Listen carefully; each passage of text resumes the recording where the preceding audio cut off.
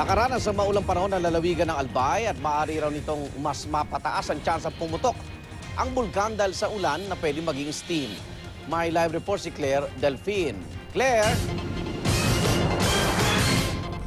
Igan, nagkaroon nga ng pabugso-bugsong ulan dito sa Albay kahapon at ayon sa FIVOX, kahit ang ganyang klaseng ulan ay maaari na mag-trigger ng pagsabog ng bulkan na isang hinog na tulad ng mayon.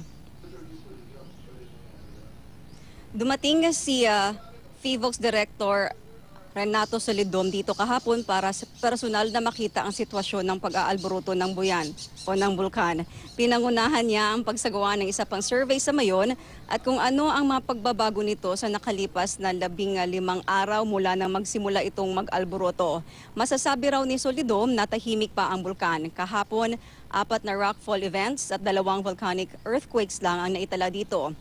Gayunpaman, di raw ito dapat ismulin dahil hinog na ito sa pagsabog na kahit daw ulan ay pwede itong ma-trigger. Ang ulan na maiipon sa bunganga ng bulkan ay maaring maging steam na kapag hindi nakalabas ay pwedeng mag-trigger sa tinatawag na phreatic eruption o steam blast type na eruption. Ang ganyang tipong eruption ay karaniwang mapanganib lalo pag may kasama itong hydrosulfide gas na isang highly poisonous gas. Igan? Maraming salamat, Claire Delfin.